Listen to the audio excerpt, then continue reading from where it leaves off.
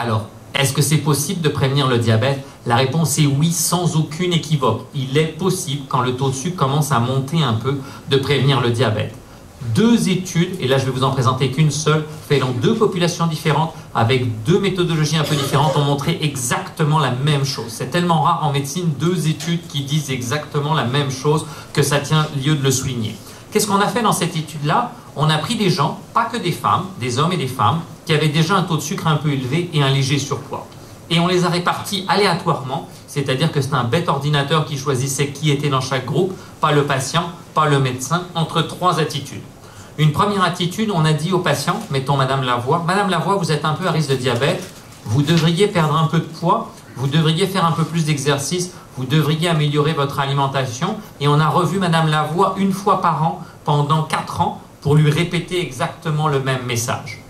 Le deuxième groupe, on a prescrit un médicament qui s'appelle le metformin ou le glucophage, qui est un médicament, pour faire simple, qui est le meilleur rapport qualité-prix dans le traitement du diabète au début. C'est pas cher, c'est sécuritaire, c'est bien toléré d'une façon générale. Le troisième groupe, on leur a dit, vous allez rencontrer Madame Sonia Fortin, la nutritionniste qui va vous parler, et vous allez rencontrer Monsieur Philippe Briand, le kinésiologue, et ils vont être sur votre dos pendant les 4 prochaines années pour vous aider à perdre du poids et à être plus actif. Les courbes se lisent comme ça. Ça, c'est le nombre de gens qui, malgré l'intervention, ont développé le diabète. Vous voyez, si on prend des gens qui sont prédiabétiques et qu'on attend 4 ans, à peu près 10% de risque par année, 40% ont développé le diabète. On peut aussi le présenter différemment. 60% n'ont pas développé le diabète. Si on leur donne un médicament qui est connu comme étant sécuritaire, donc un peu plus tôt, en gros, ce qu'on cherchait dans cette étude-là, c'est est-ce que débuter un médicament pour le diabète un peu plus tôt est efficace? Oui, on réduit d'1/3 le risque, mais regardez, 60% avec un mode de vie un peu plus intensif. Et qu'est-ce que c'était ce mode de vie un petit peu plus intensif? Une perte de poids réaliste. Souvent, quand Mme Lambert-Lagacé ou moi, on parle de perte de poids et qu'on a un patient face à nous, on n'a pas exactement les mêmes objectifs de chaque côté de la table. On parle ici de 5 à 10% en 3 à 6 mois et surtout de maintenir ce poids perdu qui est quelque chose peut-être encore plus difficile que de maigrir. On parle de qualité alimentaire, des choses de base, manger moins gras, manger un peu plus de fruits, un peu plus de légumes, ce qui donne plus de fibres, des choses que n'importe qui a entendues. Enfin, l'exercice de l'ordre de 150 minutes de marche rapide par semaine. On me demande souvent ce que c'est que la marche rapide. Monsieur Briand va revenir là-dessus. La marche rapide, c'est dans 2 mois. Vous êtes un petit peu en retard. Vous allez prendre l'autobus à 3 blocs de là. Il fait froid le matin et le prochain autobus est dans 10 minutes et vous n'avez aucune envie de l'arrêter. Donc vous marchez un petit peu plus vite. C'est pas la déambulation tranquille au centre Eaton en discutant et en regardant les vitrines. Donc c'est le chien qui promène le maître, là, le gros chien qui promène le maître. Alors, pourquoi on veut diagnostiquer le diabète plus tôt? Parce qu'on sait maintenant qu'on est capable de le prévenir et c'est de la grosse logique. Si je préviens le diabète, je vais mettre au moins en partie les gens à l'abri des complications du diabète. Et le diabète, dans des cas très rares, malheureusement, ça peut être mauvais pour les yeux, ça peut être mauvais pour les reins, ça peut être mauvais pour les nerfs et ça peut être mauvais pour les gros vaisseaux. Pour faire simple, le risque de crise de cœur et d'accident vasculaire cérébral, c'est quand même un investissement qui est intéressant.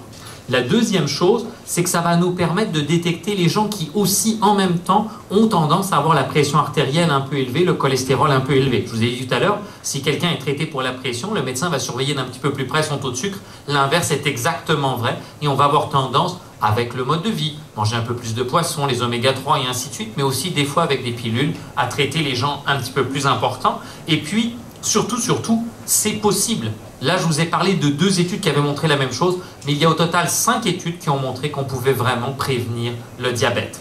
Alors, comment ça se passe? Eh bien, de plus en plus, dans les salles d'attente des médecins, on vous donne des questionnaires parce que le médecin a marqué à la prochaine visite à la secrétaire. Et donc, il y a vraiment des questionnaires qui permettent de calculer un score relativement simple et d'évaluer le risque de diabète sur les 10 prochaines années. Vous avez 10%, 30% et ainsi de suite. Et donc, et pour le patient et pour le médecin, ça va permettre de calculer l'investissement qu'on doit faire, maintenir ou inciter le patient à faire, dépendant du point de vue. Alors, retour sur la ménopause.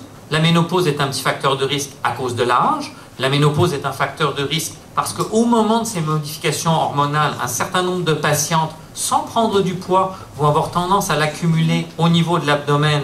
Et de ce point de vue-là, vous allez voir qu'il y a des choses en nutrition, il y a des choses en exercice qui peuvent vraiment changer les choses beaucoup. Et donc, la question, c'est maintenant qu'on sait que le diabète, on peut le prévenir, à ce moment où le corps change un peu contre la volonté de la patiente. Là, on s'entend que personne demande à ce qu'on prenne de l'abdomen. On pense que peut-être à ce moment-là, intervenir pile à ce moment-là, c'est peut-être un bénéfice encore supérieur à 60% de prévention du diabète sur un horizon de 3 ans. Donc c'est pour ça qu'on veut aller le chercher à ce moment-là. Et d'ailleurs, pour être franc avec vous, on fait de la recherche dans ce domaine-là en ce moment à l'IRCM et on cherche à répondre à une autre question qui est de savoir quelle est la meilleure façon de le faire. Est-ce que c'est la nutritionniste et le kinésiologue, juste des conseils? Donc on cherche à essayer d'évaluer dans une situation où nos ressources sont peut-être pas infinies, quelle va être la meilleure façon de faire ça pour les femmes qui sont dans cette période entre le début de l'irrégularité des règles et nous on a choisi 18 mois après la ménopause